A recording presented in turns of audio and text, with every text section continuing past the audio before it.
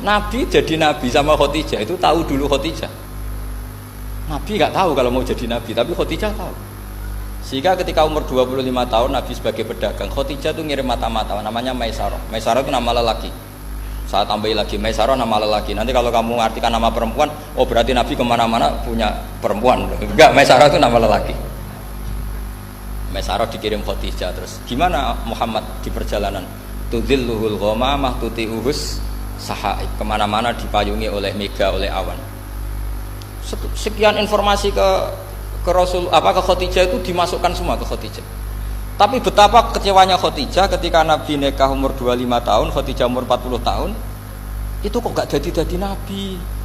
Itu mulai kecewa sido jadi nabi tau ora. Makanya ketika tahun ke-40, berarti Nabi umur 40, cerita ketemu tadi Jibril, sebenarnya Nabi gak tahu itu Jibril, gak bilang Jibril. Itu Khadijah senengnya bukan main. Karena apa yang dibayangkan dia terjadi. Di cara ilmu tasawuf itu kemapanan itu harus ada yang ngritik.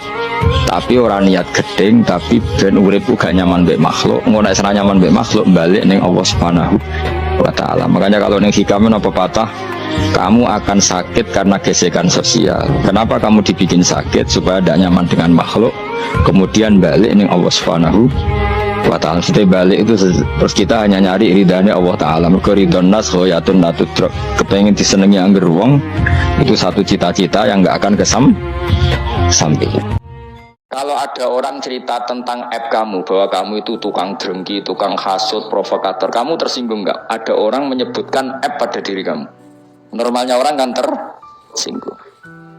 Kata Imam Ghazali, Anda bisa gak tersinggung dengan cara berpikir begini. Lau akhbaraka rajulun bi anna tahta jubbatika hayatan aw akroban sing tahuka. Terus atas kuruhu amla. Kalau ada orang memberi kabar kamu bahwa di bawah jubah kamu atau di bawah baju kamu ada ular yang berbisa atau kalajengking yang menggigit yang berbisa. Ada orang ngasih kabar itu, kamu terima kasih apa marah? Terima kasih, karena dingertikan sesuatu yang bahaya pada diri kamu.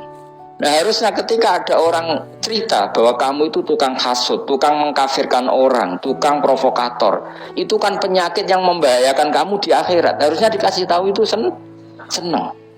Karena hal yang sama kalau fisik, yaitu kalajengking dan ular, kamu senang kalau dikasih tahu. Kenapa kamu ketika dikasih sesuatu yang bahaya bagi akhirat kamu malah tersinggung? Saya termasuk orang yang fanatik baca wiridan sebelum tidur. Jadi jangan kira kalau Selasa sholat jarang wiridan, nggak punya wiridan di tempat lain. Itu sangat suudzon yang menyakiti. Saya punya cara sendiri untuk ingat Allah, itu terutama mau tidur. Sampai istri saya itu protes. Gus, nak bersolat atau mau nyekel tasbih nabi tidur, saya punya tasbih lupa jumlahnya sama. Semuanya di kamar tidur. Ini sekaligus ijazah, entah pamer kebaikan tidak tahu saya. Pokoknya sudahlah husnudzon saja. Suudzonu iblis. Karena mau tidur saya pikir kalau tahu-tahu saya bangun terus ketemu mungkar nakir terus kayak apa. Sehingga Rasulullah itu ngajari kita luar biasa. Bismika wa du'tu jambi wa bismika arfa'u. Kalau mau tidur doa populernya apa? Bismika Allahumma ahya bismika amut. Hafalnya gitu tok. Saya hafal banyak. Allahumma rabbas samawati sab'i wa rabbal arsyil azim rabbuna wa rabbu kulli syai' falikal habbi wan nawa. Allahumma antal awalu falaysa qablaka syai' wa antal akhiru falaysa ba'daka syai' wa antal dhahiru falaysa fawqaka syai' wa antal batinu falaysa dunaka. So, itu tak baca sampai tidur. Saking kadang takutnya sama Allah, akhirnya nggak bisa tidur. Kadang sampai setengah 4 apa terus tidur baru setengah jam terus subuh. Jadi kalau melihat tren itu kayaknya saya bakat wali itu kalau trennya seperti itu terus. Tapi sayangnya tren seperti itu jarang, makanya terus tidak jadi wali-wali gitu.